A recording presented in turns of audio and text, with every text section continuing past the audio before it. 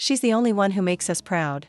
I stared at those words on my phone screen, my 30th birthday cake sitting untouched in front of me.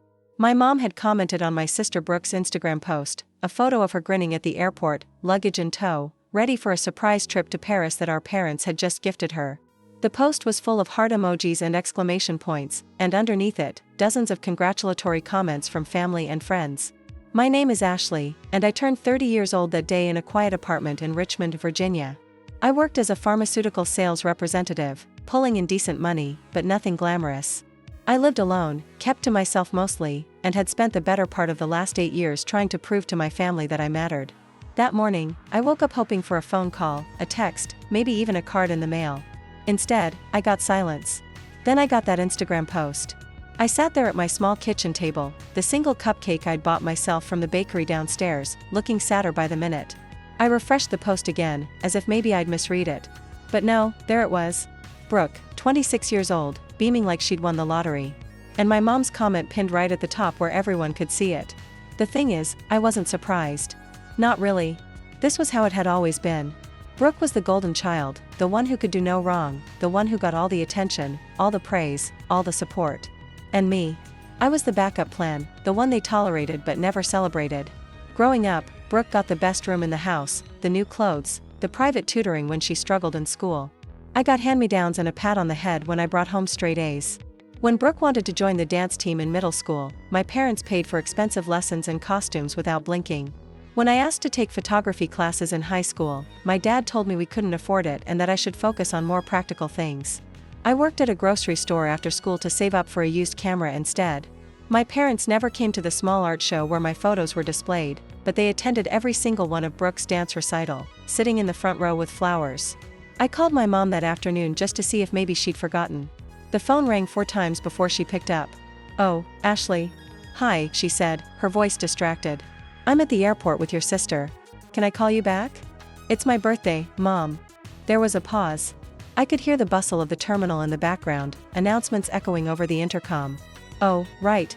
Happy birthday, honey. Listen, we're about to board. I'll call you later." "Okay."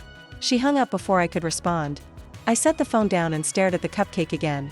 Then I opened my laptop and logged into the joint bank account I shared with my parents. The account I'd been contributing to for the last 6 years. It started back when my dad had a health scare. He needed surgery and the medical bills piled up fast.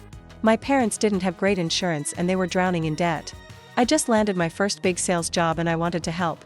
So, I set up automatic transfers, $500 a month, straight from my paycheck into their account. It wasn't much, but over the years it added up. I figured it was the least I could do. They were my parents after all, except they never mentioned it. Not once. They never thanked me, never acknowledged the help. And when I brought it up casually at Thanksgiving 2 years ago, my mom waved it off like it was nothing. "Oh, that's sweet of you, Ashley. But we're fine." "Really?" "Fine." They were fine. And yet here they were dropping what I could only assume was several thousand on a spontaneous trip to Paris for Brooke. I did the math in my head. 6 years, $500 a month. That was $36,000. $36,000 I'd given them. Thinking I was helping, thinking maybe it would mean something. I clicked through the account history, my stomach twisting with every entry. There were the usual expenses, groceries, utilities, car payments. But then I saw it. A charge for $4,000 labeled travel agency. Another for $500 labeled boutique shopping. And just last month, a $10,000 deposit into Brooke's personal account with the memo gift. They'd been using my money. Not for bills, not for emergencies, for Brooke. I sat back in my chair, my hands shaking. I felt like an idiot. All those years, all that money, and they'd just been funneling it to my sister while I scraped by, living paycheck to paycheck, skipping vacations and new clothes because I wanted to make sure they were okay. I thought about all the times I'd said no to weekend trips with coworkers because I couldn't afford them. The time I'd eaten ramen for 2 weeks straight because my car needed repairs and I didn't want to dip into my emergency fund. The countless sacrifices I'd made all while my parents were treating Brooke like royalty with my money. I looked at the cupcake again. Then I looked at the screen and I made a decision. I clicked withdraw. It took me 3 days to move all the money. $36,000 transferred back into my personal account in increments small enough not to trigger any alerts. I told myself I wasn't stealing. It was my money. I'd earned it. I'd given it freely, sure, but they'd lied to me. They'd taken advantage of me. So, I was taking it back. The guilt hit me in waves at first. I'd lie awake at night, staring at the ceiling, wondering if I was being petty. Wondering if maybe I was overreacting. But then I'd remember my mom's comment on that Instagram post. She's the only one who makes us proud. And the guilt would evaporate, replaced by something harder, something colder. I didn't tell anyone what I'd done. Not my friends, not my coworkers. I just kept going to work, kept living my life, kept pretending everything was normal. But inside I felt different, lighter maybe, or maybe just angrier. Brooke called me from Paris on the third day of her trip. I let it go to voicemail. She called again the next day and the day after that. Finally, I answered. Ashley, oh my God, you have to see this city. It's incredible. Mom and Dad are being so generous. We went to the Louvre yesterday and tonight we're having dinner at this amazing restaurant near the Eiffel Tower. Sounds nice, I said flatly. Are you okay? You sound weird. I'm fine. Just busy. Well, I wanted to thank you. I know you've been helping Mom and Dad out, and I'm sure that's part of why they could do this for me. So, thank you. I almost laughed. Almost. Instead, I said, don't worry about it. You're the best big sister ever, she said, and I could hear the smile in her voice. I hung up and threw my phone across the room. The thing about Brooke is that she wasn't a bad person. She wasn't mean or malicious. She was just oblivious. Spoiled, yes, but not intentionally cruel. She genuinely believed the world revolved around her. Because that's how our parents had raised her. And I couldn't even blame her for that. It wasn't her fault they'd chosen her as the favorite. But it still hurt. I remembered when we were kids, maybe 10 and 14. I'd saved up my allowance for 3 months to buy this vintage camera I'd been eyeing at a pawn shop. The day I finally had enough money, I came home excited to show my parents. But Brooke had just gotten a bad grade on a math test, and my parents were sitting with her at the kitchen table, consoling her, promising her a new tablet if she brought her grades up. That's great, Ashley, my mom had said when I showed her the camera, barely glancing up. Now go do your homework. I took the camera to my room and cried. Not because I wanted praise, but because I wanted them to care just a little bit. I spent the next week researching what to do with the money. I wasn't going to blow it on something stupid. I wanted to use it wisely in a way that would actually mean something. I thought about investing it, maybe putting it toward a down payment on a house. But then I stumbled across an ad for a medical billing course. It was a 6-month program that would certify me to work in healthcare administration, something I'd always been interested in, but never had the time or money to pursue. The program cost $8,000 upfront. Before, that would have felt impossible. Now, I had the means. I signed up that night.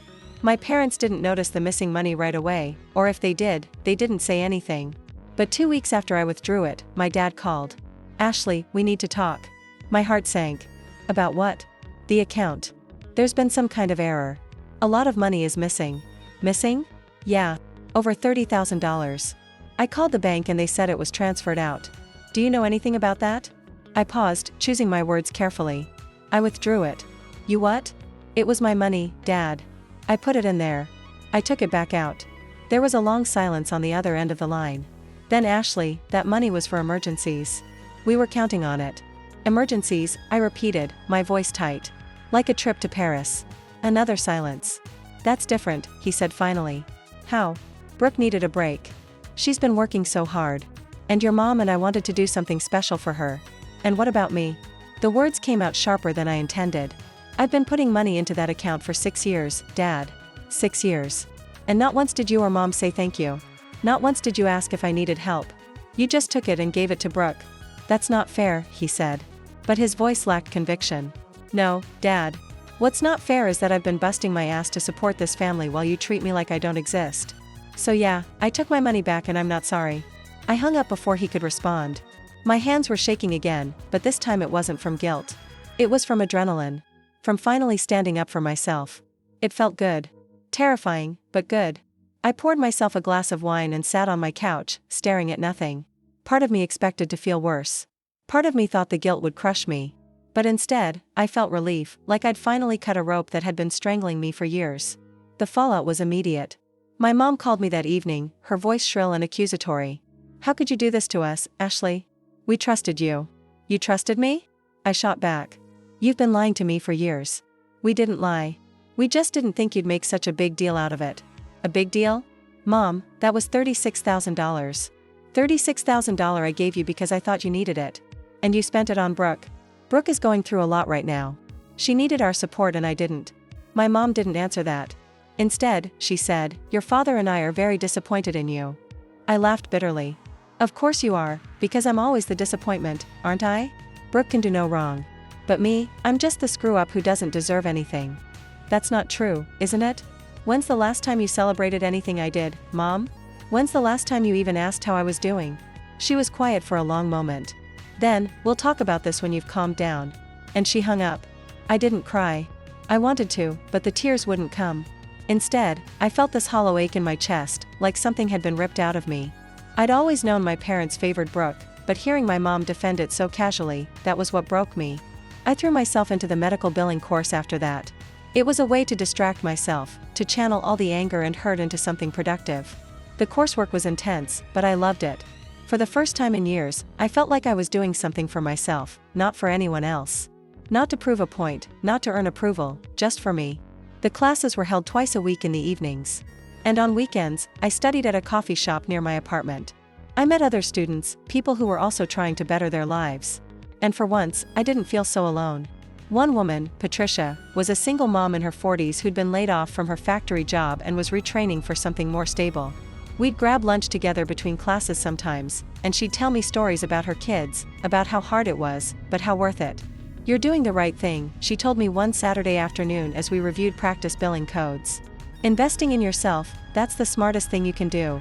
My coworker, Vanessa, noticed the change in me, too. We'd been friendly for a while, but she started inviting me out for coffee more often, asking how I was doing. I didn't tell her everything, but I told her enough about the money, about my family, about how invisible I'd always felt. You did the right thing, she said one afternoon as we sat in a cafe near our office. They were taking advantage of you. I keep telling myself that, I said. But part of me still feels guilty. Why? Because you stood up for yourself. Because they're my parents and Brooke is my sister. I'm supposed to just forgive them, right? Vanessa shook her head. Forgiveness isn't the same as being a doormat, Ashley. You can love your family and still set boundaries. Her words stuck with me. I'd spent so long trying to earn my family's love that I'd forgotten I didn't have to. I could just walk away. But walking away was easier said than done. Brooke came back from Paris 3 weeks after my birthday and called me again. This time I answered. Ashley, what the hell is going on? Mom and Dad are furious with you. I'm sure they are. They said you took money out of their account. Is that true? It was my money, Brooke. But they needed it. No, they didn't. They used it to send you to Paris. She was quiet for a moment. Then I didn't know that. Of course you didn't. You never know anything, do you? You just get to coast through life while the rest of us pick up the pieces. That's not fair, she said, her voice small. Maybe not, but it's true. Ashley, I'm sorry. I didn't realize it doesn't matter anymore. I interrupted. Just enjoy your life, Brooke. That's what you're good at. I hung up and blocked her number. That night, I looked at myself in the mirror for a long time. I didn't recognize the person staring back at me. She looked harder, angrier, but also stronger. I thought about my mom's Instagram comment. She's the only one who makes us proud. And I realized something. I didn't need them to be proud of me. I just needed to be proud of myself. And for the first time in my life, I was. I scrolled through my photos from the past few years, pictures of me at work events, at dinners with friends, on solo trips I'd taken when I could scrape together enough money. In every single one, I was smiling, but the smile never reached my eyes.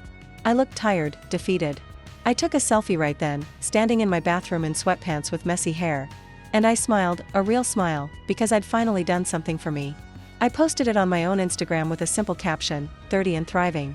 I didn't tag anyone. I didn't need to. This wasn't for them. It was for me. A month passed before my parents reached out again. I'd blocked Brooke's number, but my mom found another way to contact me through email. The subject line read, "We need to talk about this situation." I almost deleted it without reading. Almost. But curiosity got the better of me, so I opened it. Ashley, your father and I have been discussing your recent behavior, and we think you owe us an explanation. Taking that money was extremely selfish, especially when you knew we had plans. Brooke has been very upset by all of this, and frankly, so have we. We raised you better than this. We expect you to return the money immediately and apologize to your sister for ruining her trip experience. She's been crying every day since she found out what you did.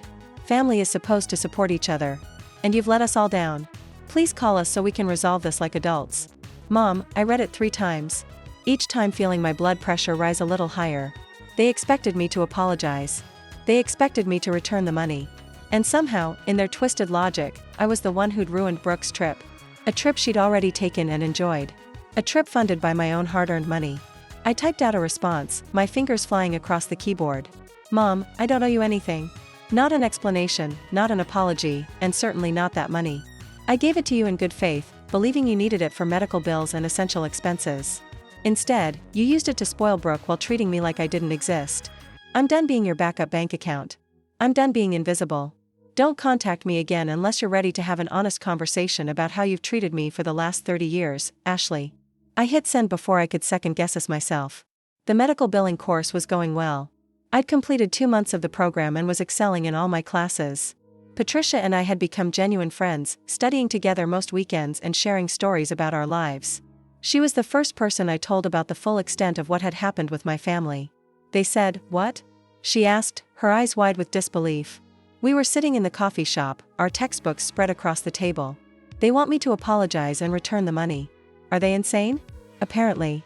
I took a sip of my coffee. My mom made it sound like I'd committed some terrible crime. Patricia shook her head. You know what I think? I think they're panicking. They got used to having that cushion of money and now it's gone.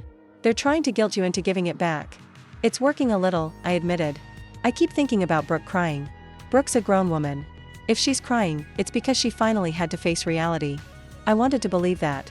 I really did. But there was still a part of me that felt guilty. That part that had been trained since childhood to put everyone else first, to smooth things over, to make sure everyone was happy, everyone except me. My phone buzzed. It was an unknown number, but I recognized the area code. Virginia. Against my better judgment, I answered, "Hello, Ashley. It's Dad." I should have hung up. I should have blocked the number immediately, but something in his voice stopped me. What do you want? I want to talk. Really talk. Not argue, not fight, just talk. I hesitated. I'm listening. Your mom's email was out of line. I told her that. But Ashley, you have to understand where we're coming from. That money, we had plans for it. Plans that didn't include me. He sighed. It's not that simple. Actually, Dad, it is. You took my money and gave it to Brooke. You let Mom post that comment on Instagram saying Brooke was the only one who made you proud. You forgot my birthday. It really is that simple. We didn't forget your birthday. Your mom was just distracted with getting Brooke to the airport. That's worse, Dad. That's so much worse. You chose to prioritize Brooke over me again, like you always do. Brooke needs more support. She's not as stable as you are. There it was. The excuse I'd heard 1,000 times growing up. Brooke needs more. Brooke's struggling. Brooke deserves special treatment. And me? I was just supposed to be stable, solid, the one who never needed anything. I'm not doing this anymore, I said quietly. I'm not going to keep setting myself on fire to keep everyone else warm. Ashley, no, Dad. I'm done. I took my money back and I'm using it to better my life. If you can't be happy for me, then we don't have anything else to talk about. I hung up and immediately blocked the number. My hands were shaking, but I felt a strange sense of calm wash over me. Every time I stood up to them, it got a little easier. The guilt was still there, but it was quieter now, easier to ignore. Vanessa noticed my mood at work and pulled me aside during our lunch break. You okay? You seem tense. My dad called. Oh no, what happened? I told her about the conversation, about his excuse that Brooke needed more support, about how I'd finally had enough. Vanessa listened without interrupting, then said, You know what I think? I think you're grieving. Grieving? Yeah. You're grieving the family you thought you had or the family you wanted to have. And that's okay. It's normal. But you can't let that grief pull you back into their dysfunction. She was right. I was grieving. I was mourning the relationship I'd never have with my parents, the sisterhood Brooke and I would never share. But more than that, I was grieving the version of myself who'd spent so many years trying to earn love that should have been freely given. That weekend, I was studying at the coffee shop when my phone buzzed with a text from another unknown number. This time, it was Brooke. Ashley, please talk to me. I got a new phone. I didn't know about the money. I didn't know they were using yours. I'm so sorry. Can we please talk? I stared at the message for a long time. Part of me wanted to respond to hear what she had to say, but another part of me, the stronger part, knew it wouldn't change anything. I typed back, Brooke, I need space. I'm not ready to talk yet. Maybe someday, but not now. She responded immediately. I understand. I'm here when you're ready. I love you. I didn't reply. 3 months into my medical billing course, something unexpected happened. My instructor, a woman named Diane, who'd worked in healthcare administration for 20 years, pulled me aside after class. Ashley, I wanted to talk to you about your work. You're one of the top students in the program. Thank you, I said, surprised. I'm serious. Your attention to detail is exceptional, and you have a real knack for this. Have you thought about what you want to do after you finish the program? I was hoping to find a position at a hospital or clinic, something stable. Diane smiled. I have a friend who works at Virginia Commonwealth University Health System. They're looking for someone to join their billing department. It's a senior position and the pay is excellent. I'd like to recommend you. My heart skipped. Really? Really? I'll send you the details. You'd have to interview, of course, but I think you'd be perfect for it. I walked out of class that day feeling lighter than I had in months. This was it. This was the opportunity I'd been working toward, and I'd done it all on my own without my family's support or approval. When I got home, I found an envelope slipped under my door. No return address, but I recognized the handwriting immediately. My mom's. I opened it with shaking hands. Inside was a birthday card, 3 months late, and a check for $500. The card read, "We're sorry we missed your birthday. We hope this makes up for it. Love, Mom and Dad." $500, a fraction of what I'd given them over the years, and they thought this would fix things. I tore up the check and threw it in the trash. The interview at Virginia Commonwealth University Health System was scheduled for the following Tuesday. I spent the entire weekend preparing, reviewing my coursework, practicing answers to common interview questions. Vanessa helped me pick out a professional outfit, a navy blazer and slacks that made me look capable and confident.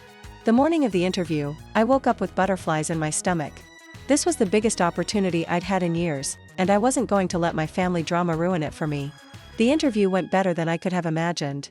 The hiring manager, a woman named Caroline, was impressed with my background in pharmaceutical sales and my dedication to completing the medical billing program while working full-time. "We need someone who's organized, detail-oriented, and can handle high-pressure situations," Caroline said. "From what Diane told me and what I'm seeing here, you fit that description perfectly." "Thank you. I'm really excited about this opportunity. The position comes with full benefits and the starting salary is $75,000 a year. Does that work for you?" I nearly fell out of my chair. $75,000, that was almost double what I was making in pharmaceutical sales. "That works perfectly." I managed to say, "Great. I'll be in touch by the end of the week with our decision." I walked out of the hospital feeling like I was floating. This was really happening. My life was actually turning around. When I got back to my car, I had 6 missed calls from my mom and 3 from my dad. I ignored them all. That evening, Vanessa invited me out for drinks to celebrate. We went to a wine bar downtown and I told her about the interview, about the salary, about how surreal everything felt. "You deserve this," she said, raising her glass. "After everything you've been through, you deserve something good." I keep waiting for the other shoe to drop. I admitted like something's going to go wrong. Nothing's going to go wrong. You're talented. You've worked hard. And you're finally putting yourself first. That's not selfish. That's survival. We talked for hours and for the first time in months, I felt genuinely happy. Not just relieved or vindicated, but actually happy. When I got home that night, there was another email from my mom. This one had the subject line, "Emergency." My stomach dropped. Despite everything, they were still my parents. If something was really wrong, I needed to know. I opened the email. "Ashley, we need to talk immediately. Your father lost his job last week and we're in serious financial trouble. We need that money back. This isn't a request. This is a genuine emergency. We could lose the house. Please call us as soon as you get this, Mom." I read it twice. My happiness from the evening draining away. My dad had lost his job. They might lose the house. And somehow this was my responsibility. Except it wasn't. I'd given them $36,000 over 6 years. They'd used it for luxury trips and gifts for Brooke instead of saving it for actual emergencies. This was the consequence of their choices, not mine. But the guilt was crushing. They were my parents. No matter how badly they treated me, did I really want them to lose their home? I called Vanessa. "They're saying it's an emergency." I told her my dad lost his job. They might lose the house. "Ashley, listen to me very carefully. This is not your problem. But what if they're telling the truth? What if they really are in trouble? Then they need to figure it out like adults. They can downsize. They can get new jobs. They can ask Brooke for help. You are not their safety net. You gave them $36,000 and they wasted it. If they're in financial trouble now, that's on them." "I know you're right. I know that, but nothing. You're about to start an amazing new job. You're building a life for yourself. Don't let them drag you back down." I took a deep breath. "You're right. You're absolutely right." After I hung up with Vanessa, I replied to my mom's email. "Mom, I'm sorry to hear about Dad's job, but I can't help you financially. I gave you $36,000 over the years and you chose to spend it on things that weren't emergencies. I have my own life to worry about now. I suggest you talk to Brooke about helping out since she's the one you've always prioritized. Best of luck. Ashley. I hit send and turned off my phone. 3 days later, I got the call from Caroline. I'd gotten the job. I started crying right there in my living room. Happy tears. Relieved tears. Tears for everything I'd been through to get to this moment. I'd done it. I'd actually done it. I called Patricia first to tell her the news. She screamed so loud I had to pull the phone away from my ear. I'm so proud of you, she said. This is just the beginning, Ashley. You're going to do amazing things. Then I called Vanessa, who insisted we go out to celebrate properly. We went to a nice restaurant, not too fancy, but nicer than anywhere I'd been in years. I ordered the most expensive thing on the menu and didn't feel guilty about it. To new beginnings, Vanessa said, raising her glass. To new beginnings, I echoed. My start date at the hospital was in 3 weeks. I gave my notice at the pharmaceutical company, and my boss was understanding, even congratulatory. The medical billing course was winding down and I'd finished with top marks. Everything was finally falling into place. Then Brooke showed up at my apartment. I was coming home from the grocery store when I saw her sitting on the steps outside my building. She looked different, thinner, tired. Her usual polished appearance was gone, replaced by something more subdued. What are you doing here? I asked, not unkindly but not warmly either. I needed to see you to apologize in person. Brooke, I told you I need space. I know, but please just give me 5 minutes. That's all I'm asking. I hesitated, then unlocked the door. 5 minutes. We went up to my apartment and I set the groceries on the counter. Brooke stood awkwardly in my living room looking around like she'd never been there before. She hadn't. I'd never invited her. Ashley, I didn't know. She started. I swear I didn't know they were using your money. When I found out, I confronted them. We had a huge fight and then they told me you were being dramatic, that you'd given them the money freely and now you were trying to hold it over their heads. But I know that's not true. I went through their bank statements. I saw everything. I crossed my arms. So, what do you want? Absolution? No. I want you to know that I'm sorry. I'm sorry for being oblivious, for taking everything for granted, for not realizing how badly they were treating you. You're my sister, and I should have noticed. Her voice cracked on the last word, and I saw tears forming in her eyes. Brooke, you were just being who they taught you to be. I don't blame you for that. But I should have been better. I should have paid attention. I should have stood up for you. I softened a little. Yeah, you should have. I told them I'm not taking any more money from them until they apologize to you. And I meant it. That surprised me. You did? I did. And they're furious with me now, too. Apparently, I'm being ungrateful. Despite everything, I felt a small flicker of sympathy for her. Welcome to my world. I don't know how you dealt with this for so long. I didn't have a choice. Brooke wiped her eyes. I'm moving out of their house. I got my own apartment and I'm going back to school to finish my degree. I'm not going to be their perfect little princess anymore. Good for you, I said, and I meant it. Do you think we could ever be real sisters? Not just by blood, but actually be there for each other. I thought about it. Maybe someday. But it's going to take time, Brooke. A lot of time. I understand. I'll wait as long as it takes. After she left, I sat on my couch and thought about what she'd said. She was trying. She was actually trying. It didn't erase the past, but it was something. My phone buzzed with another email from my mom. I almost didn't open it, but something made me click. Ashley, I don't know what you said to Brooke, but she's refusing to help us. You've turned her against us. You're tearing this family apart. I hope you're happy, Mom. I deleted the email without responding. I was happy, and that was what terrified them the most. The next 2 weeks passed in a blur. I finished the medical billing course at the top of my class, received my certification, and prepared for my new job at the hospital. Patricia threw me a small celebration at her house, inviting a few of our classmates. It was simple, just pizza and cake, but it felt more genuine than any family gathering I'd ever attended. Speech, someone called out, and everyone laughed. I stood up, feeling awkward, but grateful. I just want to say thank you. 6 months ago, I was in a really dark place. I felt invisible and unappreciated. But this course and all of you helped me remember that I'm worth something. So, thank you for being there for me. Everyone clapped and Patricia pulled me into a hug. You're going to kill it at that hospital, she whispered. The day before I started my new job, I decided to do something I'd been putting off. I went through all my social media and unfollowed my parents. I didn't block them, but I didn't want to see their posts anymore. I was done letting their lives affect mine. As I was scrolling through, I noticed something odd. My mom had posted a status update 2 days earlier. Sometimes your children disappoint you in ways you never imagined. We raised Ashley to be better than this, but she's chosen selfishness over family. Praying for her to see the light. The post had dozens of comments, mostly from relatives and family friends I barely knew. Most of them were supportive of my mom, saying things like, "Stay strong and family is everything." But there were a few that stood out. My Aunt Linda, my dad's sister, had commented, "Maybe it's time to look at your own actions instead of blaming Ashley. I've watched you treat that girl like garbage for years. She deserves better."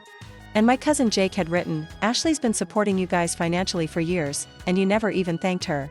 Maybe she got tired of being taken for granted." I felt a rush of vindication, so other people had noticed. Other people knew the truth. I screenshotted the post and the comments, then saved them to a folder on my computer, insurance, in case I ever needed proof. My first day at Virginia Commonwealth University Health System was nerve-wracking but exhilarating. Caroline showed me around, introduced me to the team, and gave me a thorough overview of my responsibilities. The department was busy but organized, and everyone seemed genuinely welcoming. "You'll do great," Caroline said as she left me at my new desk. "If you need anything, just ask." I spent the first week learning the systems, getting familiar with the processes, and meeting with different departments to understand how everything connected. It was a lot to absorb, but I loved every minute of it. This was real. This was mine, and nobody could take it away from me. At the end of my first week, Caroline called me into her office. "I wanted to check in and see how you're adjusting." "It's been amazing," I said. "Honestly. Thank you again for this opportunity. You've earned it. I've been getting great feedback from the team. You're catching on fast. I'm trying my best. I can tell. And I wanted you to know that there's room for growth here. If you continue performing at this level, I could see you moving into a management position within a year or two." Management. Within a year or two? I could barely process it. "That would be incredible," I managed to say. "Just keep doing what you're doing." I left her office feeling like I was walking on air. That weekend, I finally responded to Brooke's last text. I invited her to lunch at a casual cafe near my apartment. Nothing fancy, nothing emotionally charged, just two sisters trying to figure out if they could salvage something from the wreckage of their family. She showed up looking nervous, clutching her purse like a lifeline. "Thanks for agreeing to meet," she said as we sat down. I figured it was time. We ordered sandwiches and made small talk for a while, her new apartment, her plans to go back to school, my new job. It felt stilted and awkward, but it was a start. "I talked to Mom and Dad again," she said eventually. "They're still refusing to take responsibility. They think you're being vindictive." "Of course they do. I told them I wasn't going to be part of their games anymore. That if they wanted a relationship with me, they needed to grow up and apologize to you." "How'd that go?" "About as well as you'd expect. Mom hung up on me. Dad called me an ungrateful brat." I felt a pang of sympathy for her. "I'm sorry. Don't be. You were right about everything. I was so blind, Ashley. I took everything for granted and I let them turn me into this spoiled, oblivious person. I don't want to be that anymore. Change takes time. I know, but I'm willing to put in the work if you'll let me." I looked at her, really looked at her, and saw something I hadn't seen before. Sincerity, remorse, a genuine desire to be better. "Okay," I said finally, "but we're starting from scratch. No expectations, no pressure, just two people trying to be sisters. I can live with that." We finished lunch and parted ways with an awkward but genuine hug. It wasn't forgiveness, not yet. But it was a beginning. That night, I got a notification on my phone. My mom had tagged me in a Facebook post. Against my better judgment, I clicked on it.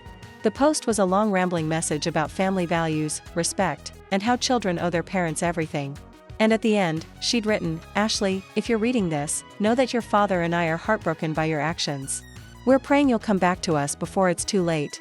The comments were a mix of support for my parents and questions about what had happened. Some relatives were asking me directly what was going on. I could have ignored it.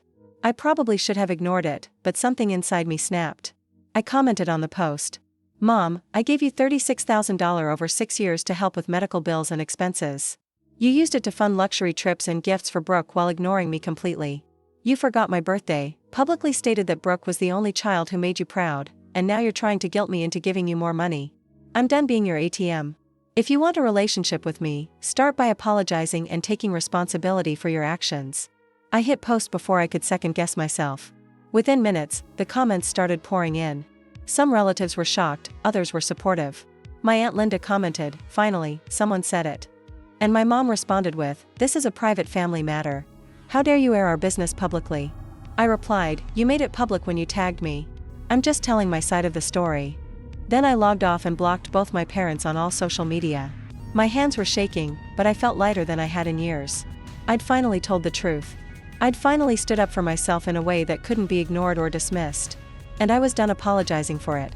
The Facebook post exploded overnight. By the time I woke up the next morning, there were over 200 comments and countless shares. My phone was flooded with messages from relatives I hadn't spoken to in years. Some supportive, others demanding explanations. My Aunt Linda called me at 7 in the morning. "Ashley, honey, are you okay?" "I'm fine. Better than fine, actually. I just saw what you posted. I had no idea it was that bad." Most people didn't. They were good at hiding it. "Well, the truth is out now. Your Uncle Tom and I have been talking, and we want you to know we're on your side. What your parents did was inexcusable." "Thank you. That means a lot. And between you and me, your mother is losing her mind. She's been calling everyone in the family, trying to get them to side with her. It's not going well for her." I felt a small surge of satisfaction. Good. After I hung up with Linda, I checked my email. There were 3 messages from my mom, each more desperate than the last. The first was angry, accusing me of betrayal and slander. The second was manipulative, talking about how hurt she and my dad were. The third was almost pleading, asking me to delete the post and call her. I deleted all 3 without responding. At work that Monday, I threw myself into my new role. The hospital billing department was complex and demanding, but I loved the challenge. Caroline had given me several high-priority accounts to manage, and I was determined to prove I belonged there. During lunch, Vanessa called. "So, I saw your Facebook post. You and everyone else. Are you okay?" That took guts. I'm tired of hiding their dysfunction. If they wanted privacy, they shouldn't have aired their grievances publicly first. Fair point. How are they taking it? Not well, from what I hear. But that's not my problem anymore. Good for you. Seriously, I'm proud of you. That afternoon, I got a call from an unknown number. I almost didn't answer, but something told me I should. "Hello, Ashley. It's your dad." I tensed. "How did you get this number?" "I asked your cousin Jake." "Please don't hang up." I said nothing. Waiting. "Your mother is beside herself. That Facebook post. You've humiliated us in front of the entire family. You humiliated yourselves." I just told the truth. "We need to meet face to face. We need to resolve this." "There's nothing to resolve, Dad.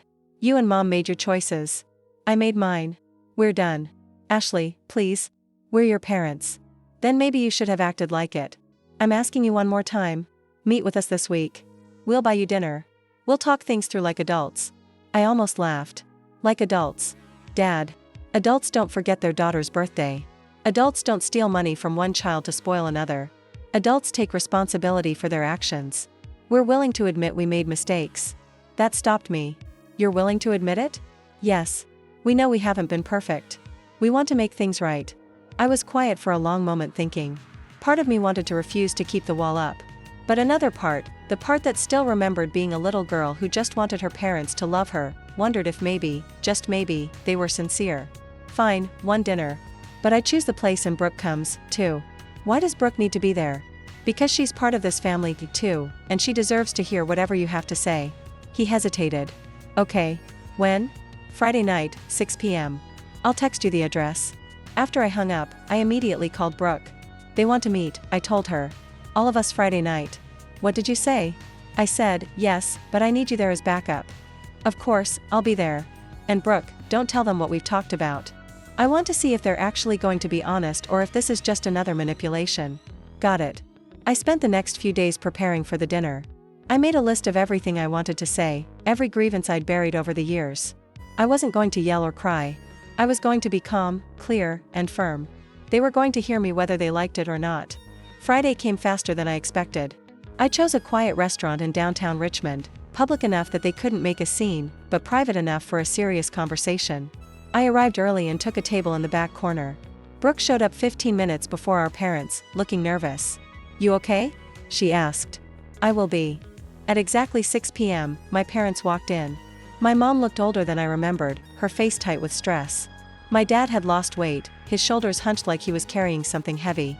They sat down across from us and for a moment nobody spoke. Finally, my dad cleared his throat. "Thank you for agreeing to meet. Let's just get to it," I said. "You wanted to talk, so talk." My mom folded her hands on the table. "Ashley, we owe you an apology." I waited. "We've been thinking a lot about what you said about the money and how we've treated you. And you're right. We haven't been fair to you. Go on. We've always worried about Brooke more because she struggled with things you seem to handle easily. You were always so independent, so capable. We thought you didn't need us as much. So, you just stopped trying. We didn't stop trying. We just prioritized differently. You forgot my birthday, Mom. You commented on Instagram that Brooke was the only one who made you proud. How is that prioritizing differently? She looked down. That comment was a mistake. I was just excited for your sister. A mistake you left up for everyone to see. My dad jumped in. We're here because we want to fix this. We want our family back. You want your ATM back? I corrected. Let's be honest about what this is really about. That's not fair, my mom said. Isn't it? Dad lost his job. You're in financial trouble. And suddenly you want to reconcile. The timing is pretty convenient. Brooke spoke up for the first time. She's right. You didn't care about fixing things until you needed money. My mom turned to her shocked. Brooke, you know that's not true. Actually, I don't. Ashley's been telling the truth about everything. I went through the bank statements. I saw where all her money went, and I've been thinking about how differently you treated us growing up. She's not making this up. We gave you both everything we could, my dad insisted. No, I said firmly. You gave Brooke everything. You gave me leftovers and criticism. The table fell silent. Finally, my mom's facade cracked. What do you want from us, Ashley? You want us to grovel, to beg? We're here. We're apologizing. What more do you want? I want you to mean it. We do mean it. Then prove it. Tell me one thing you're proud of me for. One accomplishment you celebrated. One time you put my needs first. She opened her mouth, then closed it. She couldn't think of anything.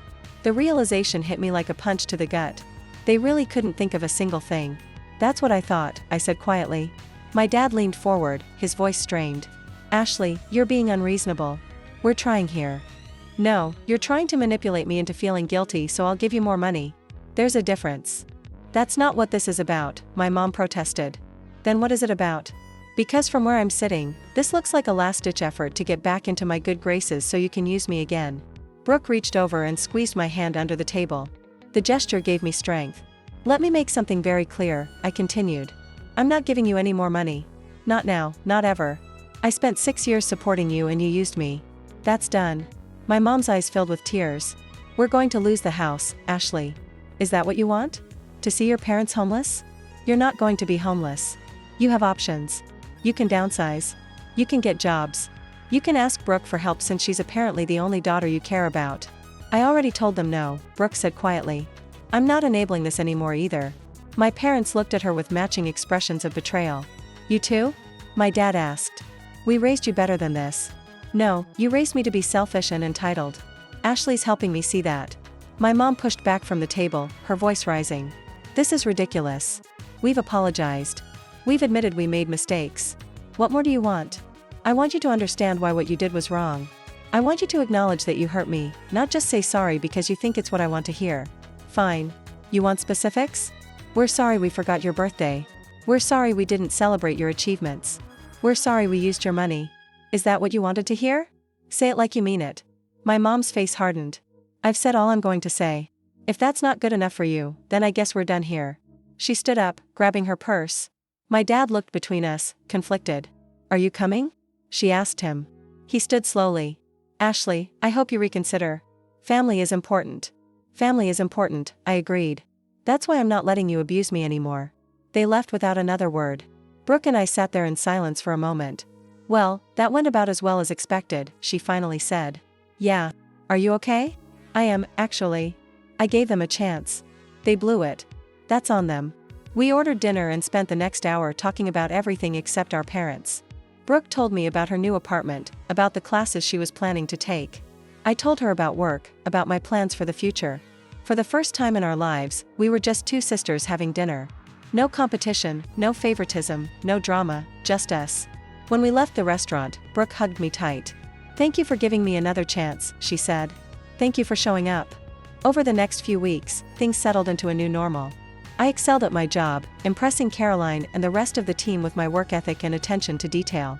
The hospital environment suited me, and I found genuine satisfaction in knowing my work helped people, even if indirectly. My parents tried reaching out a few more times. Emails, voicemails, even a letter sent to my apartment. Each message was the same, apologetic on the surface, but manipulative underneath. always circling back to their financial problems and how I could help. I ignored them all. The family drama on Facebook eventually died down, but not before several relatives reached out privately to tell me they'd suspected something was wrong for years. My Aunt Linda became a regular presence in my life, inviting me to family dinners and holidays. She'd always been kind to me, but now she was actively supportive, going out of her way to include me. "Your mother is furious with me," she told me one Sunday afternoon over coffee. "She thinks I'm turning the family against her." "Are you?" "Nope. She did that all by herself. I'm just refusing to pretend everything is fine." 3 months after the disastrous dinner, Caroline called me into her office again. "I have some news," she said, smiling. "We're creating a new position, Assistant Director of Medical Billing. I'd like to offer it to you." My jaw dropped. "Already? You've proven yourself, Ashley. You're organized, efficient, and the team respects you. The position comes with a significant raise and more responsibilities. What do you say?" "Yes. Absolutely. Yes." "Great. We'll make it official next week." I left her office in a daze. Assistant Director. 6 months ago, I'd been crying over a birthday cupcake, feeling worthless and invisible. Now, I was being promoted to a leadership position at a major hospital. I called Vanessa immediately to tell her the news. "Are you kidding me? That's amazing. I can't believe it's happening." "I can. You've worked incredibly hard. You deserve this." That weekend, Patricia threw me an impromptu celebration at her house. It was small, just her kids, Vanessa, and Brooke, but it meant everything to me. These people had seen me at my lowest and supported me as I rebuilt my life. "To Ashley," Patricia said, raising her glass of soda. "The strongest person I know." Everyone echoed the toast, and I felt tears prick my eyes. "Thank you," I said. "All of you, for believing in me when I didn't believe in myself." Later that night, as I was driving home, my phone rang. It was my dad. I almost didn't answer, but something made me pick up. "Hello, Ashley. It's Dad. Please don't hang up." "What do you want?" "I wanted to tell you that I got a new job. It doesn't pay as much as the old one, but it's something. And your mom is working part-time at a retail store." "Good for you. We're going to be okay. We're figuring it out." I waited for the ask for the manipulation, but it didn't come. I also wanted to say I'm sorry. Really sorry. Not because I want something from you, but because you deserve to hear it. We were wrong. We treated you terribly, and there's no excuse for that. I pulled over, my hands shaking. "Your mother isn't ready to admit it yet, but I am. You were right about everything. We took you for granted. We played favorites. We used you, and I'm sorry." Tears streamed down my face. This was what I'd wanted to hear for 30 years. "Thank you." I managed to say, "I don't expect you to forgive me. I don't even expect you to want a relationship with me. I just needed you to know that I see what we did, and I'm ashamed of it." We talked for another 20 minutes. He didn't ask for money, didn't try to guilt me into anything. He just talked and I listened. And for the first time in my life, I felt like my dad actually saw me. When we hung up, I sat in my car for a long time processing. It wasn't forgiveness, not yet, but it was a start. The following months brought changes I never could have imagined. My new role as assistant director kept me busy but fulfilled. I implemented new systems that streamlined the billing process, saving the hospital thousands of dollars and improving patient satisfaction. Caroline praised my work in department meetings, and other directors started seeking my input on their own processes. Brooke and I grew closer, meeting for dinner once a week and texting regularly. She'd enrolled in community college and was working toward a business degree. She'd also started seeing a therapist to work through the family dynamics that had shaped her. "My therapist says I was conditioned to see myself as superior," she told me one evening. "And that recognizing that is the first step to changing." "How's that going?" "It's hard. Really hard. I keep catching myself expecting special treatment, and then I have to remind myself that's not normal. The fact that you're trying means something." My relationship with my dad slowly improved. We talked on the phone every few weeks, brief conversations where he'd update me on his job and ask about mine. My mom still hadn't apologized, and I'd accepted that she probably never would. Some people aren't capable of that kind of self-reflection. 6 months into my new position, I attended a healthcare administration conference in Washington where I worked with professionals from across the country. During a session on billing innovations, I met a woman named Grace who ran a consulting firm that helped hospitals optimize their billing departments. "You have some really interesting ideas," she said after my presentation. "Have you ever thought about consulting?" "Not really. I'm happy where I am." "Well, if you ever change your mind, here's my card. We're always looking for talented people." I pocketed the card, not thinking much of it at the time. That Christmas, I spent the holiday with Aunt Linda's family.